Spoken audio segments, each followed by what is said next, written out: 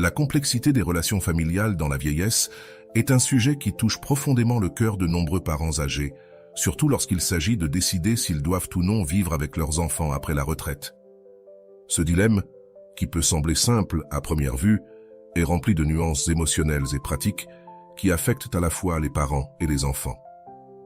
Certains pensent que vivre avec la famille est un moyen de maintenir des liens étroits et d'assurer les soins dans la vieillesse, mais la réalité est souvent plus difficile. La vie quotidienne, qui semblait autrefois être une solution accueillante, peut devenir un scénario de sacrifice constant, où les personnes âgées commencent à remettre en question leur propre indépendance et leur qualité de vie. Dans une phase de la vie où la sérénité devrait régner, il devient nécessaire de réfléchir profondément à ce que signifie réellement bien vivre. Avec cela en tête, je t'invite à te plonger dans cette réflexion en explorant les implications de ce choix auxquels tant d'entre nous sont confrontés. Je me souviens d'une amie appelée Léa. Après la mort de son mari, elle a décidé qu'il était temps de vivre avec Carlos, son fils cadet. Elle avait passé la majeure partie de sa vie dédiée à sa famille, les élevant avec tout l'amour et le sacrifice qu'une mère peut offrir. Lorsque son mari est tombé malade, elle était restée à ses côtés jour et nuit, sans jamais se plaindre. Mais après son départ, un vide s'est installé dans sa vie, et elle a ressenti qu'il serait préférable de se rapprocher de Carlos et de ses petits-enfants, croyant que la présence de sa famille comblerait ce vide. « Ce sera bien pour tout le monde », disait-elle avec un doux sourire, en préparant ses valises pleines d'espoir. Elle voyait ce déménagement comme une nouvelle opportunité de renouer, d'être présente dans la vie de ses petits-enfants et d'aider Carlos et sa femme, Marina, dans leur routine quotidienne. L'espoir de redevenir une famille unie était ce qui l'enthousiasmait le plus. Au début, tout semblait parfaitement s'aligner. La maison de Carlos était spacieuse et les enfants étaient ravis d'avoir leur grand-mère près d'eux. Léa se consacrait à cuisiner, à s'occuper de la maison et à passer du temps avec ses petits-enfants, se sentant utile et nécessaire. Mais avec le temps, les choses ont commencé à changer. Ce qui n'était au départ que de petits services est vite devenu des responsabilités quotidiennes. Léa, qui avait déménagé là-bas en quête de compagnie et de soutien émotionnel, s'est soudain retrouvée à assumer le rôle de soignante non officielle. Les après-midi qu'elle imaginait passer à lire ou à se promener ont été remplacés par des listes interminables de tâches et d'engagements familiaux. Chaque jour, elle sentait de plus en plus le poids de ses obligations et de moins en moins le plaisir de la cohabitation qu'elle avait tant désiré. « Maman, pourrais-tu aller chercher les enfants à l'école aujourd'hui ?» lui demandait souvent Carlos, et bien qu'elle soit épuisée, elle acceptait toujours avec un sourire. Avec le temps, le sentiment de solitude a commencé à grandir, ironiquement, en elle. La cohabitation quotidienne ne lui a pas apporté le réconfort qu'elle avait imaginé, mais une charge émotionnelle qu'elle n'avait jamais prévue. Les conversations avec Carlos et Marina se faisaient de plus en plus rares, se limitant aux questions pratiques du quotidien. Elle sentait que sa présence là-bas, bien que nécessaire, était de moins en moins valorisée, comme si elle faisait partie du décor de la maison. La déception a commencé à s'emparer d'elle, comme une ombre dont elle ne pouvait se défaire. Léa a commencé à se demander si c'était vraiment la vie qu'elle voulait pour elle-même dans la vieillesse, si le sacrifice constant de ses propres besoins et désirs valait le prix de la proximité avec sa famille. L'espoir d'une fin de vie satisfaisante, entourée d'amour, semblait de plus en plus lointain, et elle a commencé à réfléchir à la nécessité de chercher quelque chose de différent, quelque chose qui serait vraiment pour elle. Les premiers signes de conflit sont apparus de manière presque imperceptible, comme de petites fissures dans un mur autrefois solide. Au début, il semblait normal à Léa que Carlos et Marina lui demandent de l'aide pour les tâches domestiques et la garde des enfants. Elle était prête à contribuer, après tout. Elle avait toujours été une mère dévouée et croyait que sa présence là-bas devait être un atout pour la famille. Mais avec le temps, ces demandes sont passées d'occasionnelles à constantes. Ce qui n'était auparavant qu'un simple service est vite devenu une attente. Elle a commencé à se rendre compte que, peu à peu, ses responsabilités augmentaient, tandis que le temps qui aurait dû lui être consacré pour ses propres activités et son repos diminuait drastiquement. La situation s'est aggravée lorsqu'elle a commencé à sentir que sa présence était considérée comme une obligation envers les autres, plutôt que comme celle d'une mère aimée et respectée. Les paroles d'affection et de gratitude, autrefois fréquentes, ont laissé place à des demandes impersonnelles et à des exigences voilées. « Maman, pourrais-tu passer au marché aujourd'hui ?» demandait Marina, presque comme si c'était un devoir pour Léa. Peu à peu, elle est devenue la figure centrale de l'entretien de la maison, assumant les tâches que Carlos et Marina ne pouvaient ou ne voulaient pas faire. Ce qui devait être une cohabitation harmonieuse est devenu une routine stressante, où le rôle de mère invitée se mêlait dangereusement à celui de femme de ménage non rémunérée. Ce nouveau rôle a commencé à peser de plus en plus sur Léa. Les petites frustrations du quotidien s'accumulaient, créant une tension constante entre elle et le reste de la famille. Elle se sentait piégée dans une routine qu'elle n'avait pas choisie, où ses besoins et ses désirs étaient constamment relégués au second plan au profit des autres. Le manque de reconnaissance de ses efforts a commencé à éroder l'enthousiasme qu'elle avait ressenti en emménageant. Chaque tâche accomplie sans remerciement, chaque demande formulée sans considération, se transformait en une petite blessure émotionnelle qu'elle portait en silence. La maison, qui était censée être un refuge, semblait maintenant davantage une prison, où son indépendance et sa dignité étaient sacrifiées petit à petit au nom de la vie familiale. L'impact émotionnel de ce nouveau rôle a été dévastateur pour Léa. Elle avait l'impression de perdre son identité, d'être réduite à un rôle qui ne lui apportait ni joie ni satisfaction. L'amour qu'elle avait toujours ressenti pour Carlos et sa famille commençait à être éclipsé par le ressentiment et la tristesse. Léa s'est rendue compte que la cohabitation, au lieu de les renforcer, créait des barrières émotionnelles qui, si elles n'étaient pas traitées, pourraient devenir insurmontables. Et ainsi, les petits conflits, qui avaient commencé de manière presque imperceptible, ont commencé à créer de profondes fissures dans une relation qui jusque-là semblait inébranlable. Un jour, elle a commencé à se rendre compte que quelque chose devait changer. Ces nuits, où elle dormait autrefois paisiblement, étaient désormais de longues heures de réflexion. Allongée dans son lit, elle repassait en revue les moments de sa vie où elle était plus heureuse, les moments où elle avait une liberté totale pour prendre ses propres décisions. Peu à peu, ce qui n'était qu'une simple gêne s'est transformé en un profond malaise. Elle se demandait si, en allant vivre avec Carlos, elle n'avait pas renoncé, sans le vouloir, à quelque chose de bien plus précieux, son indépendance, son identité et surtout son propre bonheur. La sensation de vivre la vie des autres, plutôt que la sienne, a commencé à l'accabler. Ces pensées étaient accompagnées d'un sentiment croissant de perte. Léa a commencé à se demander si c'était vraiment la vie qu'elle voulait pour elle-même. Elle s'est rendue compte qu'elle s'était éloignée des petites choses qui la rendaient heureuse, comme se promener seule dans le parc, lire ses livres préférés ou simplement avoir la liberté de choisir ce qu'elle voulait faire de son temps. Le rôle qu'elle avait assumé dans la maison de Carlos la déconnectait de plus en plus d'elle-même, et elle a commencé à se rendre compte que rester là ne bénéficiait à personne, ni à elle, ni à sa famille. Mais la décision de partir, de changer à nouveau de vie, n'a pas été facile. Elle savait qu'en optant pour l'indépendance, elle renonçait à être proche de ses petits-enfants, quelque chose qui lui apportait une immense joie. Mais elle savait aussi que, pour être la mère et la grand-mère dont sa famille avait besoin, elle devait être bien avec elle-même. Et être bien signifiait avant tout retrouver son indépendance et la capacité de vivre selon ses propres désirs. Les souvenirs de sa vie avant de partir vivre avec Carlos ont commencé à refaire surface avec force. Elle se souvenait de la façon dont, même après la mort de son mari, elle parvenait à trouver du bonheur dans sa simple routine, entourée d'amis et d'activités qui la comblaient vraiment. L'idée de retourner dans son village natal, où elle avait ses racines et où elle savait qu'elle pourrait être pleinement elle-même, a commencé à prendre forme dans son esprit. Elle s'est finalement rendue compte que son bonheur ne dépendait pas d'être proche de sa famille à tout prix, mais de trouver un équilibre entre aimer ses enfants et prendre soin d'elle-même. Ainsi, Léa est arrivée à une conclusion.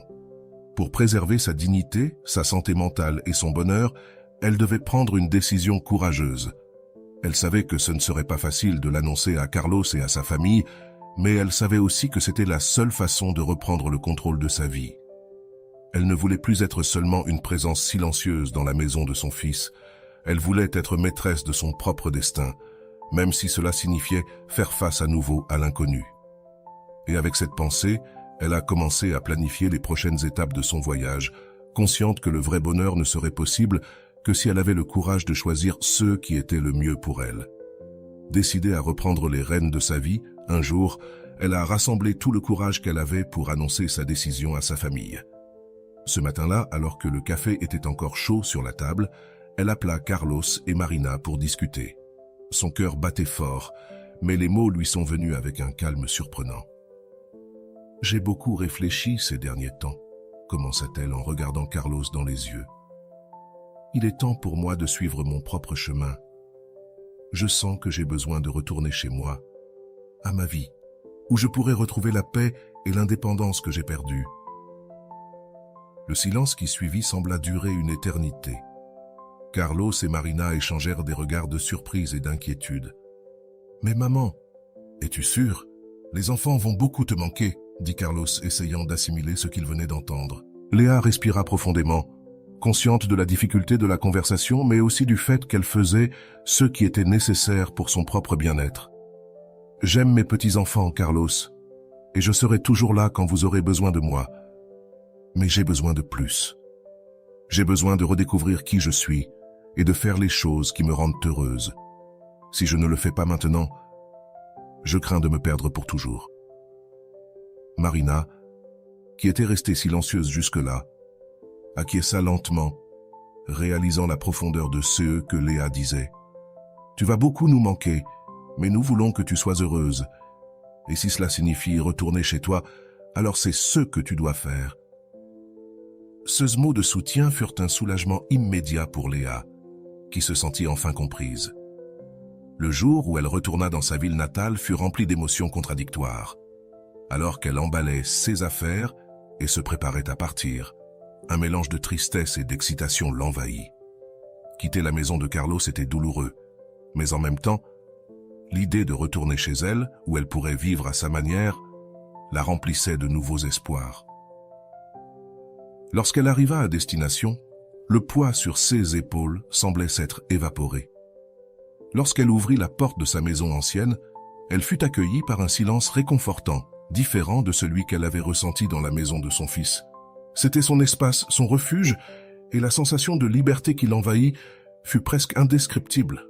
Dans les jours qui suivirent, elle commença à redécouvrir la vie qu'elle avait laissée derrière elle. Elle reprit ses promenades matinales, retrouva de vieux amis, et commença même à se consacrer à de nouvelles passions qu'elle avait toujours voulu essayer, mais pour lesquelles elle n'avait jamais eu le temps ou le courage. Chaque petit pas qu'elle faisait vers son indépendance renforçait sa conviction qu'elle avait pris la bonne décision. Elle se sentait plus vivante, plus connectée avec elle-même qu'elle ne l'avait été depuis des années. Elle savait que cette nouvelle étape ne serait pas exempte de défis, mais elle était maintenant prête à les affronter avec la confiance de celle qui a choisi son propre chemin. La liberté, qui autrefois semblait un rêve lointain, faisait désormais partie de sa réalité, et elle était décidée à profiter de chaque moment de cette renaissance personnelle. L'équilibre dans les relations familiales est un art délicat, surtout lorsqu'il s'agit de la cohabitation entre parents âgés et leurs enfants adultes. L'expérience de Léa illustre clairement comment un rapprochement excessif peut créer des distances émotionnelles et générer des tensions qui, si elles ne sont pas gérées adéquatement, peuvent conduire à des situations insoutenables. Auparavant, elle n'existait pas. En décidant de revenir vivre dans sa propre maison, elle ne cherchait pas seulement l'indépendance, mais reconnaissait aussi l'importance de maintenir un espace sain entre elle et sa famille. La distance physique, loin d'être un signe de désunion, peut être la clé pour préserver et même renforcer les liens familiaux. Lorsque chacun vit dans son propre espace, les visites deviennent des moments de véritable connexion, libres des tensions quotidiennes qui surgissent souvent de la cohabitation constante. Maintenir un équilibre entre proximité et distance permet à chaque membre de la famille de vivre pleinement et authentiquement sa vie. Les enfants adultes, aussi aimants soient-ils envers leurs parents, ont besoin d'espace pour créer leur propre routine, éduquer leurs enfants et cultiver leurs propres relations. De la même manière, les parents âgés ont besoin d'un environnement où ils peuvent continuer à exercer leur autonomie, en maintenant leurs propres activités et intérêts. Lorsque cet équilibre est atteint, les interactions familiales acquièrent une nouvelle qualité. La distance crée de la nostalgie, et cette nostalgie, lorsqu'elle est comblée par des visites et des réunions planifiées, renforce l'amour et le respect mutuel.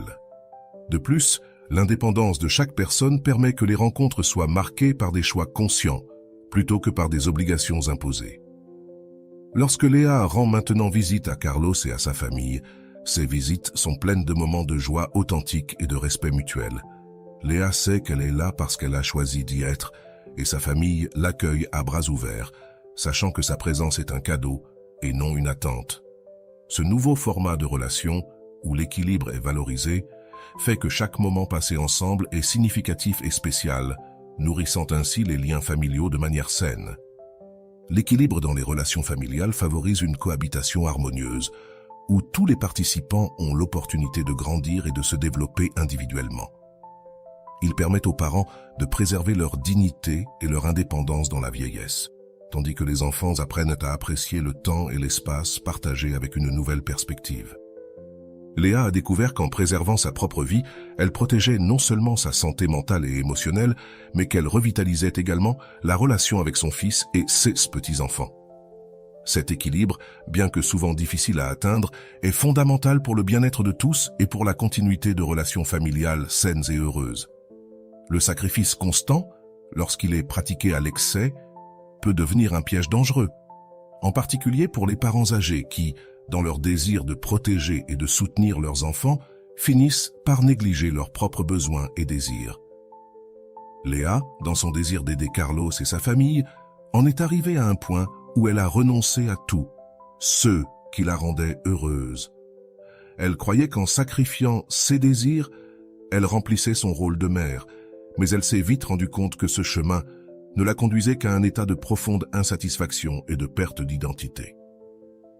Ce qui avait commencé comme un acte d'amour s'est terminé en ressentiment, non pas parce qu'elle manquait d'amour pour ses enfants, mais parce qu'elle sentait qu'elle renonçait à elle-même.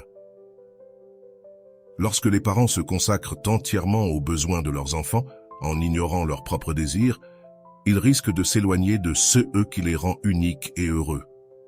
Avec le temps, cette renonciation continue peut conduire à un sentiment de vide, de perte de sens de la vie. Léa a vu comment cela se produisait dans sa propre vie. Peu à peu, elle a cessé de lire ses livres préférés, de participer aux groupes sociaux qu'elle aimait tant, et même de prendre soin d'elle comme elle le faisait auparavant. Tout cela au nom d'un sacrifice qui, bien que bien intentionné, a commencé à consommer sa vitalité et son bonheur. En conséquence, elle a commencé à ressentir une certaine amertume, non pas à cause du manque de reconnaissance, mais à cause de la sensation d'avoir perdu quelque chose de précieux, son essence propre. Il est important de se rappeler que prendre soin de soi n'est pas un acte égoïste, mais une nécessité vitale pour rester en bonne santé et pouvoir aider les autres. Comme le dit le célèbre proverbe, on ne peut pas servir à boire avec une tasse vide. Si les parents veulent rester un soutien solide pour leurs enfants, ils doivent s'assurer de répondre à leurs propres besoins émotionnels, physiques et mentaux. Lorsque Léa a finalement décidé de donner la priorité à son bien-être, elle n'a pas seulement retrouvé sa joie de vivre, mais elle est devenue une mère et une grand-mère plus présente et plus épanouie, capable d'offrir le meilleur d'elle-même sans se sentir accablée. L'histoire de Léa est un puissant rappel que l'équilibre entre le soin des autres et le soin de soi-même est essentiel pour la santé émotionnelle et pour maintenir des relations familiales saines. Le sacrifice fait partie du cheminement parental, mais il ne doit pas se faire au détriment de son propre bonheur. Lorsque les parents se permettent de vivre pleinement leur propre vie, ils en bénéficient non seulement, mais ils enseignent aussi à leurs enfants l'importance de vivre avec authenticité et équilibre. Après tout, être heureux et se sentir accompli n'est pas seulement un droit, c'est aussi la base pour créer un environnement familial affectueux et équilibré. Le parcours de Léa montre l'importance vitale de l'indépendance dans la vieillesse. À mesure que nous vieillissons, la société s'attend souvent à ce que nous sacrifions nos besoins et désirs au profit de la famille, surtout des enfants. Cependant, l'expérience de Léa montre que maintenir l'autonomie et préserver son identité propre sont essentiels pour une vie pleine et satisfaisante. Sa décision de quitter la maison de son fils et de revenir à sa propre vie était bien plus qu'un simple changement de domicile. C'était un acte de réaffirmation de sa dignité et un choix conscient de donner la priorité à son bonheur et à son bien-être. L'indépendance dans la vieillesse ne signifie pas s'éloigner ou abandonner les relations familiales, mais chercher un équilibre sain dans lequel parents et enfants peuvent vivre pleinement leur vie, sans pression ni sacrifices inutiles. Léa a appris qu'en prenant soin d'elle-même, elle est devenue une mère et une grand-mère plus présente et plus heureuse, capable de profiter du temps passé avec sa famille sans la charge émotionnelle de s'effacer. Cet équilibre est ce qui permet de renforcer les relations familiales basées sur le respect mutuel et l'appréciation de l'individualité de chacun. Pour ceux qui se trouvent dans des situations similaires, il est essentiel de se rappeler que la quête de l'indépendance n'est pas un acte d'égoïsme, mais d'amour-propre et de respect pour sa propre trajectoire de vie. Rester actif, cultiver ses intérêts personnels et garantir un espace qui nous est propre sont des éléments clés pour une vie équilibrée dans la vieillesse. Je t'encourage à réfléchir à tes propres besoins et à prendre les rênes de ta vie en prenant des décisions qui favorisent ton bonheur et ton bien-être. Si nécessaire, parle à ta famille de tes sentiments et de tes désirs. Le véritable bonheur, comme l'a découvert Léa, vient de vivre selon ses propres termes, en maintenant un équilibre sain entre les responsabilités familiales et le soin de soi-même. La valeur de l'indépendance dans la vieillesse est un cadeau que nous nous faisons à nous-mêmes. Elle nous permet de vieillir avec dignité, en maintenant vive la flamme de ceux qui nous rend uniques et heureux. En choisissant l'indépendance, nous choisissons de vivre pleinement, avec la liberté de continuer à grandir, à apprendre et surtout à être qui nous sommes vraiment. C'est le legs le plus précieux que nous puissions laisser à nos enfants, l'exemple d'une vie bien vécue, pleine de sens et d'amour-propre. Maintenant que tu as suivi l'histoire de Léa et réfléchi aux défis et aux récompenses de la quête de l'indépendance dans la vieillesse, il est temps de te tourner vers toi-même et de te demander « Comment t'es-tu occupé de toi-même au milieu des responsabilités familiales? T'es-tu permis de vivre selon tes propres désirs et besoins ?» La décision de Léa a été un pas courageux pour retrouver son bonheur et son bien-être. Que pourrais-tu changer dans ta vie pour que ton chemin soit également plein et satisfaisant? Je t'invite à réfléchir à ta propre expérience et à envisager les décisions que tu as prises jusqu'à présent. Peut-être est-il temps de parler avec tes enfants, d'exprimer tes sentiments et de redéfinir les limites qui peuvent favoriser une relation plus saine et équilibrée. Souviens-toi que ton bonheur n'est pas seulement important pour toi, mais qu'il est aussi un exemple et une inspiration pour ceux qui t'entourent. Si cette histoire t'a touché d'une manière ou d'une autre, partage ce message avec des amis et des membres de ta famille, à qui il pourrait être utile. Ensemble, nous pouvons entamer une conversation significative sur la valeur de l'indépendance et la quête d'une vie équilibrée dans la vieillesse. Comme l'a dit Carl Jung, la vie non vécue est une maladie de l'âme. Vivons avec un but, avec courage et avec la certitude que prendre soin de nous-mêmes est la première étape pour prendre soin de nos proches. Partage cette réflexion et aide à diffuser le message que le véritable bonheur commence par la valorisation de notre propre chemin. Nous nous reverrons dans la prochaine vidéo.